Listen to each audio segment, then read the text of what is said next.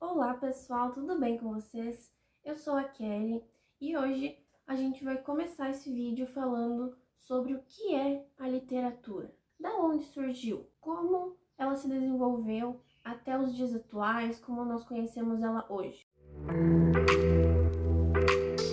Para falar sobre isso, a gente precisa relembrar os nossos primórdios lá na Idade da Pedra. Por quê? Porque naquele tempo, as histórias, principalmente, elas não eram escritas, mas sim faladas, contadas oralmente, né? Então, por isso, a escrita vai se desenvolvendo. Inclusive, pensando nessa questão da Idade da Pedra, quando os homens iam caçar mamutes, enfim, animais, iam para as caças, eles voltavam para casa e sentiram essa necessidade de contar, de registrar esses momentos que haviam passado. E foi aí que começou a surgir as nossas pinturas rupestres, onde eles contavam histórias, contavam o que aconteceu durante aquele momento, durante o dia. Quem sabe eles exageravam um pouquinho, né? Mas isso não vem ao caso. O que importa é que isso foi um dos principais movimentos para que a literatura, como nós conhecemos hoje, surgisse.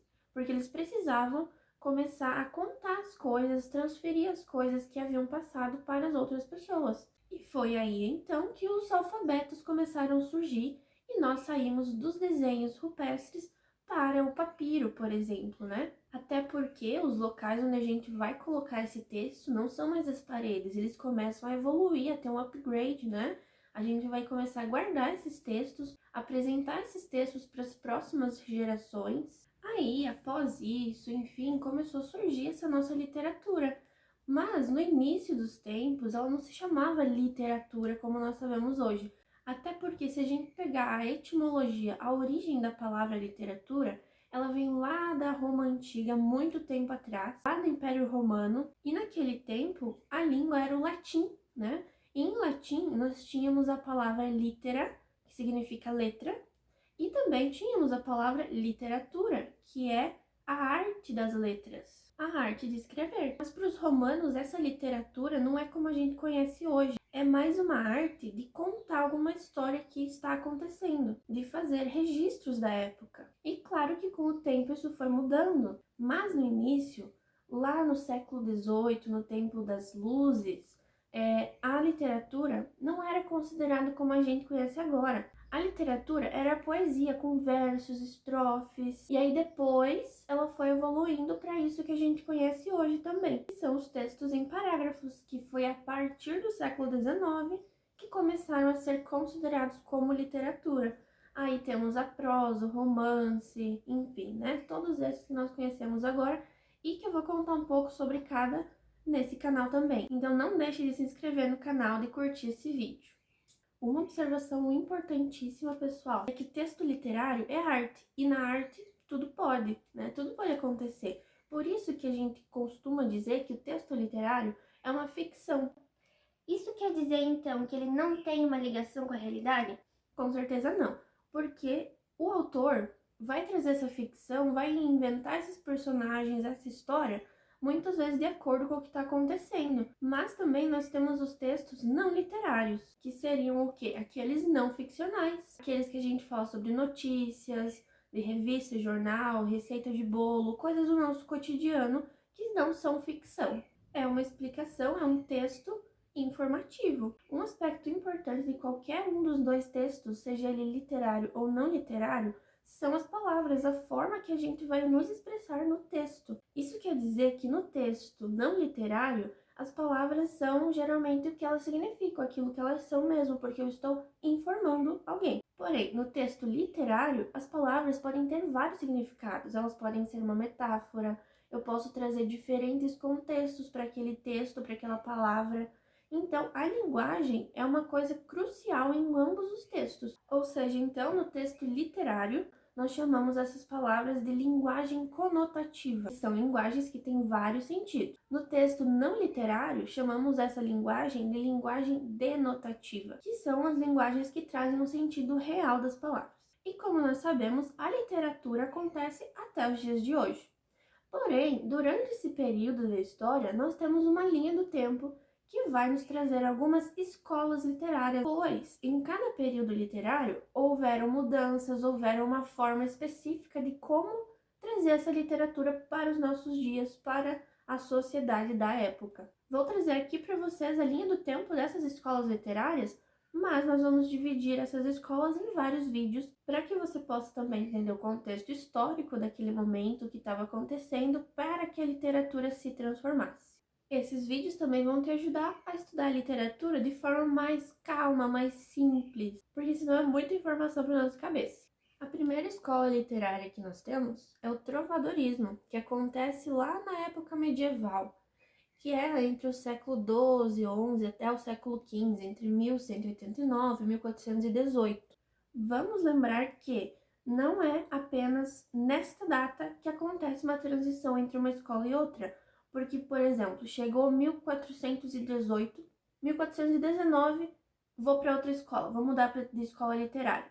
Não funciona assim. As escolas literárias vão se transformando de acordo com o pensamento do homem da época. Então, não é de um dia para o outro que acontece essa transformação.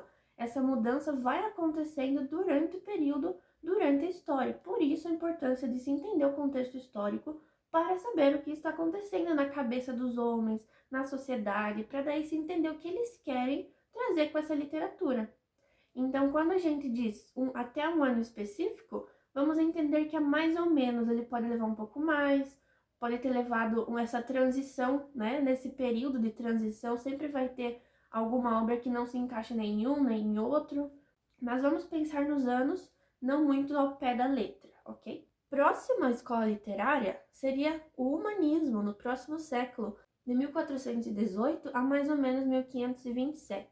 Após o humanismo, a gente seguindo essa linha de raciocínio dos anos, nós vamos ter o quinhentismo, que se acontece ali entre 1500 e 1600, mas uma coisa muito importante é que o quinhentismo não é uma escola literária. Ele é apenas um momento da onde o Brasil começou a ser colonizado, foi descoberto pelos portugueses e tudo mais, e foi daí então que começaram as produções literárias brasileiras aqui do Brasil, né? Então ele é um ponto, ele é um marco muito importante nessa nossa história, nessa nossa evolução literária, mas ele não é uma escola literária, ele é apenas esse marco que traz várias outras coisas que vão impactar nas próximas evoluções da nossa literatura. Depois do quinhentismo, nós tivemos então o classicismo, né? Entre 1527 e 1580, você pode perceber que inclusive essa que é uma escola, ela está dentro do período do quinhentismo, de 1500 a 1600. E no classicismo eles querem voltar com o clássico, né? A gente pode pensar nessa volta dos clássicos.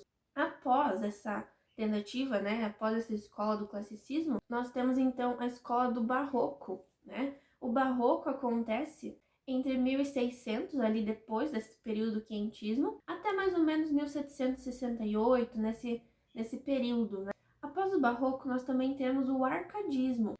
O arcadismo acontece de 1768 a 1836, mais ou menos, antes do romantismo. Após o arcadismo, nós temos então o romantismo. Lembrando que as escolas literárias mudam porque o acontecimento da sociedade, a evolução das nossas sociedades, o pensamento humano, o pensamento do homem também muda. Então, por isso que a gente tem essas divisões, digamos assim, mas por isso que elas devem ser estudadas em um contexto, né? Os autores, o que levou os autores a fazerem aquele tipo de literatura. Aí a gente vai falar sobre isso em outros vídeos também. Após o romantismo, nós ainda tivemos o realismo, nós tivemos o naturalismo, o parnasianismo, que é a próxima escola literária, nós tivemos o simbolismo e então o modernismo. Entre esses dois períodos, entre o simbolismo e o modernismo, nós temos uma transição que é o pré-modernismo. O pré-modernismo, ele acontece em 1922, na Semana da Arte Moderna e tudo mais, né? Que vai fazer essa transição para o modernismo de 1922 a 1945, mais ou menos. E após 1945, até os dias atuais, nós temos contemporaneidade. A contemporaneidade segue, né, por enquanto, e então a gente consegue percebê-la bastante na nossa sociedade atual. Então, a partir desse vídeo, que aqui eu quis trazer essa imagem para você entender um pouco mais a forma geral da literatura, entender essa introdução à literatura, o que é, para a gente conseguir estudá-la depois em sessões, certo? Lá no Instagram, Você pode me seguir que eu já tô fazendo alguns conteúdos sobre literatura, sobre gramática, sobre redação, Enem, tudo lá. Lá você consegue estudar e encontrar novas coisas. E aqui você pode me seguir também. Não deixe de compartilhar esse vídeo com seus amigos que também se interessam com a literatura, que precisam estudar para o Enem, que precisam entender essa parte da nossa história. E nos próximos vídeos a gente vai falando sobre outras situações, outras escolas literárias. Tranquilo até aí?